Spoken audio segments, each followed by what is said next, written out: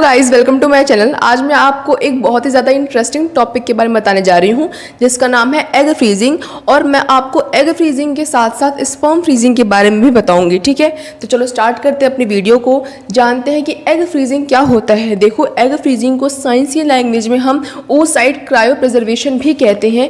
इसके अंदर क्या होता है, जो फीमेल होती है ना, वो अपने प्रेगनेंसी को पोस्टपोन कर सकती हैं। अब फीमेल्स अपनी प्रेगनेंसी को पोस्टपोन क्यों करेंगे? क्योंकि पहले के टाइम पे क्या होता था, लोगों की शादी बहुत जल्दी हो जाया करती थी, तो लोग जल्दी ही प्रेग्नेंट होते थे, बच्चा प्लान करते थे। बट आज के टाइम पे जो फीमेल होती हैं वो अपनी एजुकेशन कंप्लीट करती हैं, वो अपनी जॉब को लेकर, अपने करियर को लेकर बहुत सीरियस होती हैं। या तो उनको अपने मनपसंद का लाइफ पार्टनर नहीं मिलता है, या फिर कोई फैमिली इशू है, तो जिसके कारण से वो अभी बेबी प्लान करना नहीं चाहती हैं। लेकिन अब देखो, आपकी एज समय के साथ साथ बढ़ती रहेगी ना, आप हमेशा 20-25 के तो नहीं रहोगे। तो जब आपकी एज बढ़ेगी तो एज बढ़ने के साथ साथ क्या होगा, आपकी एग की क्वालिटी, आपकी एग की क्वांटिटी दोनों क्या होंगी, डिक्रीज़ होंगी। जब एग की क्वालिटी डिक्रीज़ होगी, क्वांटिटी डिक्रीज़ होगी, तो उस टाइम पे कंसीव करने में दिक्कत आएगी, आप आसानी से प्रेग्नेंट नहीं हो सकते हो। तो इसलिए हम क्या करते हैं, एग फ्रीजिंग का सहारा लेते हैं।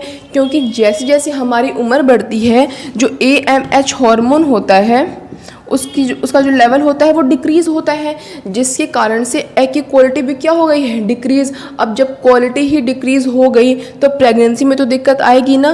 तो इसीलिए हम क्या कराते हैं, एग फ्रीजिंग कराते हैं। अब देखो, एग फ्रीजिंग का डेफिनेशन क्या लिखा हुआ है कि this technique has been used to enable women to postpone pregnancy to later date whether for medical और सोशल रीज़न की। इसके अंदर वुमेन्स की प्रेगनेंसी को पोस्टपोन कराते हैं। कारण क्या होता है, या तो मेडिकल रीज़न या फिर सोशल रीज़न। मेडिकल रीज़न के अंदर जैसे कि कुछ कैंसर पेशेंट होते हैं, या फिर अगर आपको कोई बीमारी है जिसके अंदर आपको लगता है कि आपकी एग की क्वालिटी ख़राब हो रही है, या फिर कुछ भी दिक्कत है, तो आप अपने एग को फ्रीज़ करा सकते हो।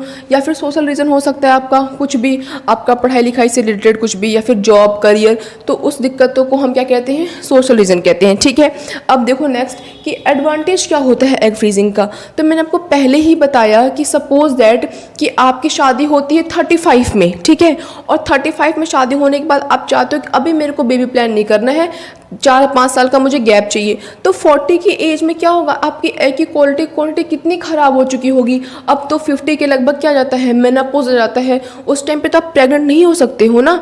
तो अगर आपने अपने एग को प्रिजर्व कराया होगा जब आप 20, 25, 30 के रहे होगे, तो उस टाइम सपोज दैट कि किसी ने अपना एग प्रिजर्व करा दिया एट द एज ऑफ 25, ठीक है, और वो शादी करता है एट द एज ऑफ 40, कोई दिक्कत नहीं है, भले वो 40 साल का हो गया है, लेकिन जो उसका एग है ना वो अभी भी जवान है, वो अभी भी 25 ईयर्स का ही है।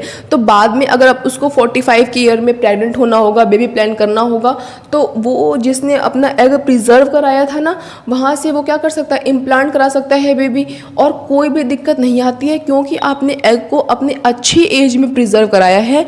इसलिए सक्सेस रेट भी क्या होगा, उसका ज़्यादा होगा। ठीक है, अब देखो नेक्स्ट कि रीज़न क्या होता है, क्यों हमको कराना चाहिए एग फ्रीजिंग। इसलिए कराना चाहिए क्योंकि पहले ही बताया कि एज के साथ साथ हम सोच से जवान रह सकते हैं ना, कि हमें लगे कि हम अभी भी फिट एंड फाइन है। बट एग की क्वालिटी को कौन रोक सकता है, वो तो समय के साथ साथ क्या हो जाएगा, ख़राब हो जाएगा ना। तो क्योंकि एग की क्वालिटी ख़राब हो रही है, उसकी क्वांटिटी कम हो जा रही है, इसीलिए हमें एग फ्रीजिंग करा लेना चाहिए। अगर आपको लगता है कि मैं शादी लेट करने वाली हूँ, या फिर अगर मेरी शादी हो गई है बट मैं बेबी प्लान अभी डिले करना चाहती हूँ, मैं अभी प्रेग्नेंट होना नहीं चाहती हूँ, तो उस कंडीशन पे आप अपना एग फ्रीज करा सकते हो। और अगर आपके मन में आए कि एग फ्रीजिंग कराने का जो बेस्ट टाइम कब होता है, तो आप अपने लेट 20s या फिर अर्ली 30s के लगभग एग फ्रीजिंग करा सकते हो। 40-35 में एग फ्रीजिंग कराने का कोई मतलब नहीं बनता है। ठीक है, नेक्स्ट कॉस्ट क्या आता है एग फ्रीजिंग का। तो एग फ्रीजिंग का जो कॉस्ट आता है ना, वो लगभग 1 लाख या फिर 1.5 लाख से 2 लाख के करीब एग फ्रीजिंग का कॉस्ट आता है।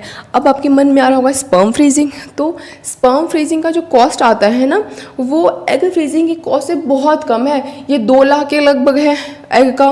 लेकिन जो स्पर्म फ्रीजिंग का कॉस्ट है वो 5-6 हज़ार में आपका काम हो जाता है। जो स्पर्म फ्रीजिंग है वो as comparison to egg freezing इतना ट्रेंड में नहीं है। ठीक है, अब देखो ट्रेंड के हिसाब से, तो ट्रेंड ज़रूरत के हिसाब से बनती है। तो स्पर्म को फ्रीज कराने की इतनी ज़रूरत नहीं है जितनी एग को फ्रीज कराने की ज़रूरत पड़ती है, ठीक है। नेक्स्ट देखो, नेक्स्ट हमारा मेथड कि कैसे एग को फ्रीज कराते हैं।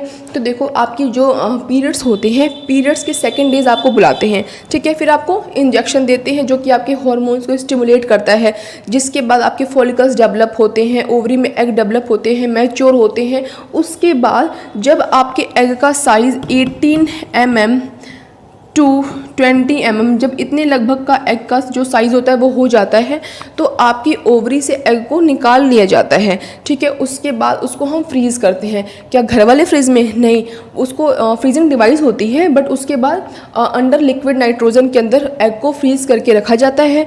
आप अपने एग को 10 साल के लिए, 15 साल के लिए, जब तक चाहो तब तक रिन्यू करा के यानी पेमेंट दे देकर आगे उसको बढ़ा सकते हो। अपने एग को जब तक चाहो तब तक के लिए फ्रीज़ करा सकते हो, जिससे आपको बाद में मदरहुड को एंजॉय करने में कोई प्रॉब्लम नहीं आएगी। तो मैं उम्मीद करती हूँ गाइज़ आपको आज का वीडियो बहुत ज़्यादा इंटरेस्टिंग लगा होगा। ऐसे और इंटरेस्टिंग टॉपिक्स के लिए मेरे चैनल को सब्सक्राइब जरूर करें, और अगर वीडियो पसंद आई हो तो उसे एक लाइक ज़रूर करें। That's all, bye guys.